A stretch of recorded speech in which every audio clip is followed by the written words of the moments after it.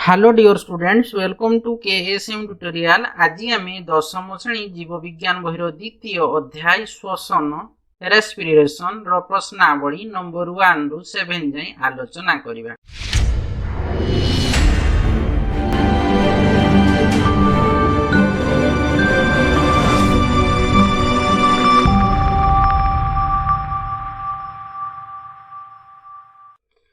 तो देखो रेस्पिरेशन श्वसन प्रश्नावली नंबर 1 रे कौन अच्छी ना मनुष्य श्वासतंत्र एक नामांकित चित्र। मनुष्य श्वासतंत्र एक नामांकित चित्र अंकन कर।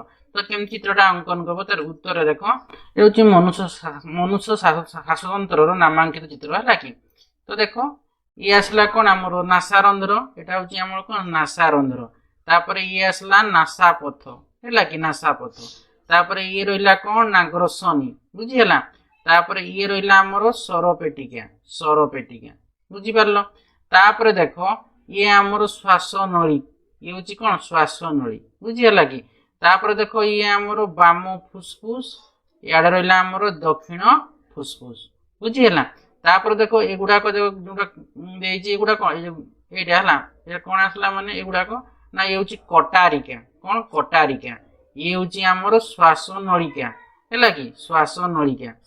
तापर आसला ये हूँ अंतः पंजरा स्थान, यहाँ हूँ कौन अंतः पंजरा स्थान। ये हूँ मध्य छदा, ये दक्षिण पश्चिम बुझीगला कि। तो देखो आमर आसला कौन ना ये हूँ कौन आमर नासारंध्र, यहाँ हूँ नासारंध्र। ये हूँ नासापथ है कि। ये हूँ आमर ग्रसनी ये ये हूँ सरपेटिका मन रखीदेव है कि। यहाँ हूँ आमर श्वास नली, ये हूँ बाम फुसफुस, ये हूँ कटारिका। ये जो देखो गाढ़ कर कटारिका। तो ये हूँ आमर कौन दीटा श्वास नलिका बुझीगला। श्वास नलिका कटारिका गला। ये हूँ अंतः पंजरा स्थान, ये हूँ दक्षिण फुसफुस बुझीगला कि नहीं। तो देखो ये तलटा देखो ये आसला कौन आमर मध्य छदा, यहाँ हूँ आमर मध्य छदा जोटा यहाँ हूँ आमर कौन यहाँ हूँ मध्य छदा बुझीगला। तो ये हूँ मनुष्य श्वासतंत्र। तो मनुष्य श्वासतंत्र नामांकित चित्र अंकन, यहाँ हूँ कौन नामांकित चित्र मान चित्र कले पुणी तार नाम गुड़ाक दर्शेले कौटी कौटा अच्छी बुझीगला कि नहीं। नंबर 1 सरला। देखो 2 नंबर कौन अच्छी ना 2 नंबर ना विभिन्न प्रकार स्थिति रे श्वसन बेले ग्लुकोज अणु किपरि भांगे रेखा चित्र दर्शित कही। कौन चित्र ना रेखा चित्र दर्शाई कही है कि। तो देखो तार उत्तर कौन लिखब है कि रेखा चित्र कही। तो देखो फास्ट आमर आसला कौन ना 3 कार्बन युक्त पायरुभिक अम्ल, रहा कौन 3 कार्बन युक्त पायरुभिक अम्ल बुझीगला कि नहीं।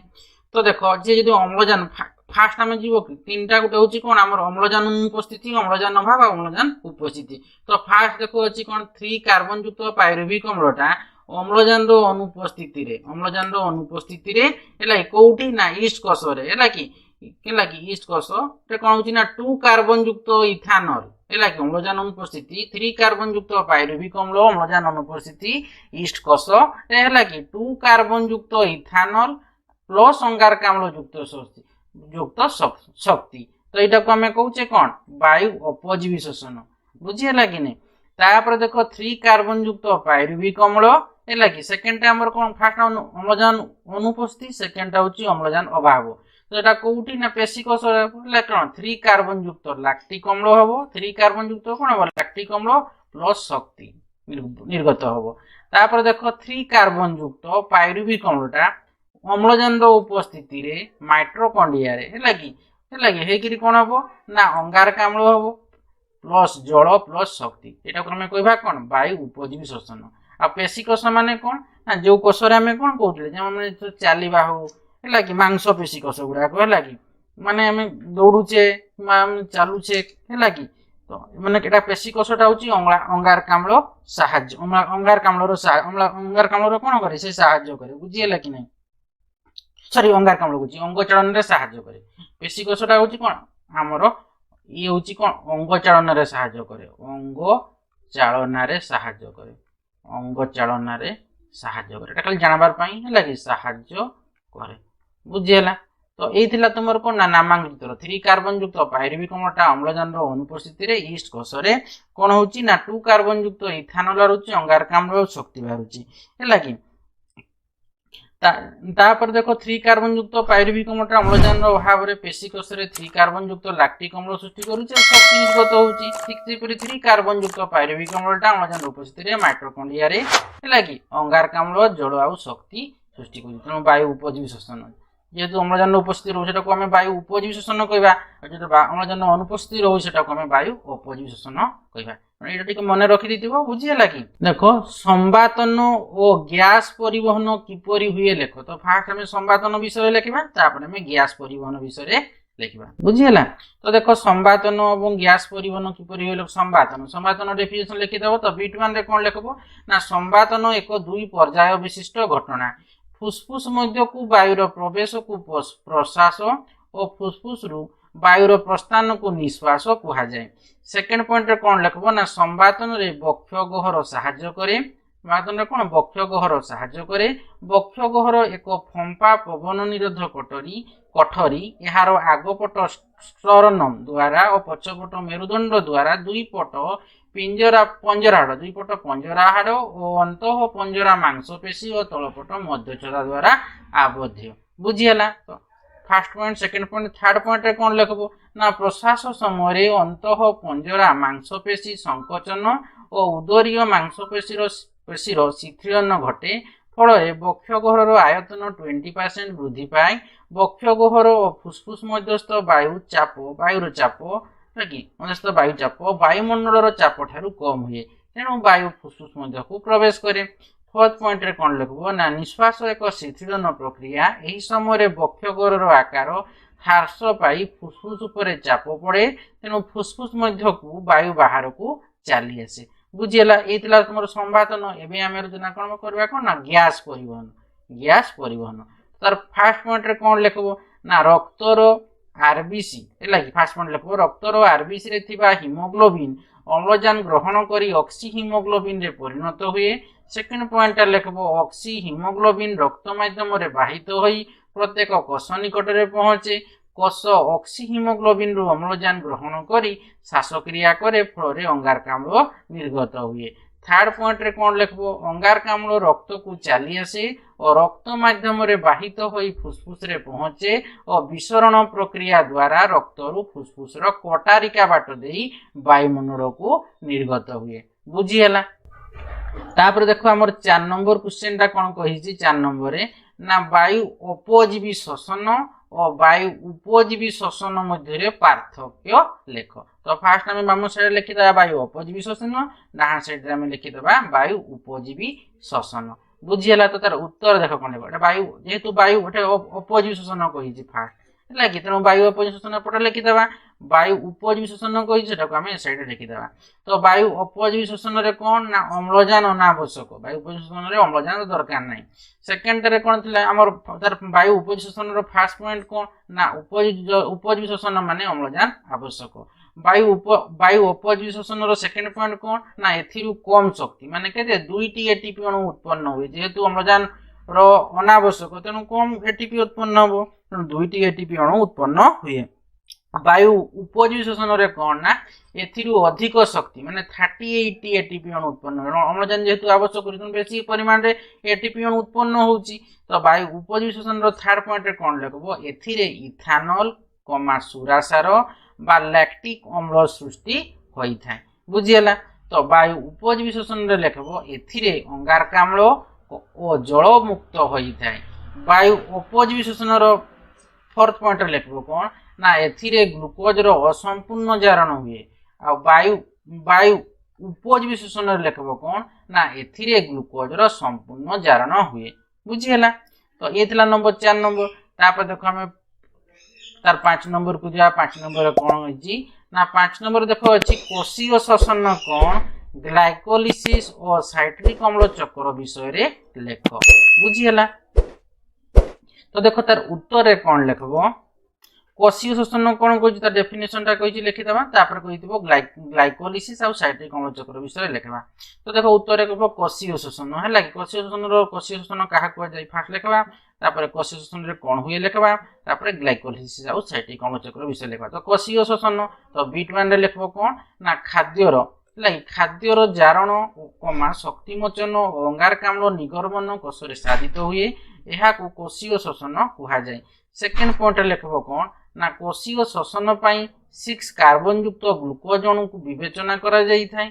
अम्लजान उपस्थिति रे ग्लूकोज जारण द्वारा अंगारकाम्ल निर्गत होगा सहित अधिक शक्तियुक्त विजारण अणु और शक्ति मुद्रा तैयारी हुए है कि। तो ये कोशीय श्वसन कौन कोशीय श्वसन आम डेफिनेशन लिखिदे। कोशीय श्वसन कौन काम करे लिखिदे ना कोशीय श्वसन 6 कार्बन युक्त ग्लूकोज अणु को विवेचना कराई था जेहेतु अम्लजान उपस्थिति रे ग्लूकोज जारण द्वारा अंगारकाम्ल निर्गत हुए सहित कौन अधिक शक्तियुक्त विजारण अणु और शक्ति मुद्रा तैयारी हुए।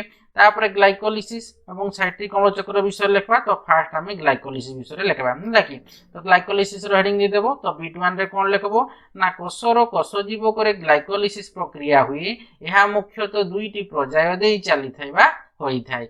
सेकेंड पॉइंट लिखबो प्रथम पर्याय रे 6 कार्बन युक्त ग्लूकोज अणु एटीपी ग्रहण करी उद्दीपित हेबा द्वारा दुईटी 3 कार्बन युक्त सरल शर्करा रे विभक्त हुए।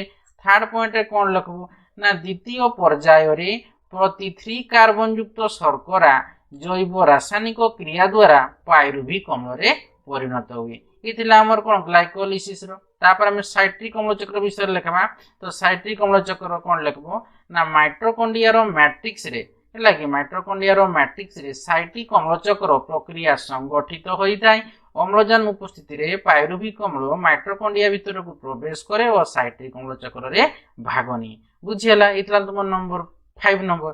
तो 6 नंबर क्वेश्चन रे कौन कहिची ना देखो कोशीय श्वसन आधार विषय रे लेख कहिचे लगी। तो तार उत्तर कौन लिखबो देखो कोशीय श्वसन आधार विषय लिखा कहि तार उत्तर लिखबो B1 रे कौन लिखबो ना कोष भितरे कोषजीवक थाए और कोषजीवक कोष झिल्ली द्वारा आवृत होई थाए। सेकेंड पॉइंट लिखबो एथिरे विभिन्न अंगिका एंजाइम पोषक अणु इत्यादि थाए एवं कोषजीवक रे ग्लाइकोलिसिस प्रक्रिया संपादित होई थाए। थर्ड पॉइंट लिखबो माइटोकॉन्ड्रिया अंगिका माइटोकॉन्ड्रिया अंगिका द्विस्तरीय झिल्ली द्वारा आवृत एवं यार भीतर संपूर्ण अंश को मैट्रिक्स कहा जाए। तापर आईवी रे कौन लिखबो एथिरे विभिन्न जैविक अम्ल एंजाइम लिपिड प्रोटीन अणु इत्यादि रही थाए। बी नंबर पॉइंट कौन लिखबो ना द्विस्तरीय झिल्ली रो अंतः झिल्ली मैट्रिक्स भीतर को भांग होई पशि आसी थाए। यही भली भांग को आमे कहूचे कौन क्रिस्टी बोली कहूचे क्रिस्टी कहा जाए। VI पॉइंट लिखबो मैट्रिक्स रे साइट्रिक अम्ल चक्र प्रक्रिया और अंतः झिल्ली रे इलेक्ट्रॉन परिवहन संस्था कार्य करि थाए। तो देखो नंबर 6 कंप्लीट गेला। तो 7 नंबर देखो कौन कहिची तो 7 नंबर कहिची इलेक्ट्रॉन परिवहन संस्थार विवरणी दियो कहिची। तो देखो तार उत्तर रे कौन लिखबो इलेक्ट्रॉन परिवहन संस्थार विवरणी देबा पई कहि तार उत्तर लिखबो देखो B1 रे कौन लिखबो ना इलेक्ट्रॉन परिवहन संस्था माइटोकॉन्ड्रिया रो अंतः झिल्ली रे होई थाए। एही संस्थाटी विभिन्न प्रोटॉन और इलेक्ट्रॉन बाह्यक अणु द्वारा गढ़ा। सेकेंड पॉइंट लिखबो ग्लाइकोलिसिस और साइट्रिक अम्ल चक्र उत्पत्ति होइतिबा सहकारक NADH2 और FADH2 अणु एही संस्था द्वारा प्रक्रियाकरण होई थाए एवं मोचित शक्ति रु एटीपी तैयारी हुए। थर्ड पॉइंट रे कौन लिखबो ना विजारित सहकारक रु इलेक्ट्रॉन बाहरी इलेक्ट्रॉन बाह्यक अणु श्रृंखल माध्यम रे गति करे और बाहरुथिबा प्रोटॉन अणु माध्यम रे दुई झिल्ली रो मध्यवर्ती स्थान को स्थानांतरित होई थाए। आईवी पॉइंट रे कौन लिखबो ना श्रृंखल शेष रे थिबा बाह्यक अणु एक एंजाइम द्वारा इलेक्ट्रॉन सहित मैट्रिक्स रे थिबा द्रवीभूत अम्लजान को मिसाई जल सृष्टि करे। V रे कौन लिखबो ना इलेक्ट्रॉन बाहक श्रृंखल रे इलेक्ट्रॉन गति करिबा समय रे दुई झिल्ली मध्य रे थिबा अंतःवर्ती स्थान रे अधिक परिमाण रे प्रोटॉन जमा होई थाए। VI रे लिखबो एहा द्वारा एक प्रकार बल तैयार हुए। एही बल को उपयोग करी ATP सिंथेज नामक एंजाइम ATP प्रस्तुत करि थाए। बुझियला। तो तुमर एई दिला कोन हमरो इलेक्ट्रॉन श्रृंखल रो इलेक्ट्रॉन परिवहन संस्थार हमर विवरणीटा देले। बुझियला कि नै तामने देखो हम नंबर 1 रु 7 जाई पूरा विस्तृत भाबे तार हम आलोचना करले हैला कि। तो नामे नेक्स्ट वीडियो रे नंबर 8 रु आलोचना करिबा। आशा करूची पिला माने भिडियो को से बुझी पारिथिबो। भिडियो को लाइक कमेंट एवं प्रचुर मात्रा रे शेयर करिवो। तापर जो माने पर्यंत चैनल को सब्सक्राइब करनो सब्सक्राइब करि दबो बेल आइकन को दबाई दबो जहा फल रे कि मोर वीडियो आसो को नोटिफिकेशन पळेबो। Thank you.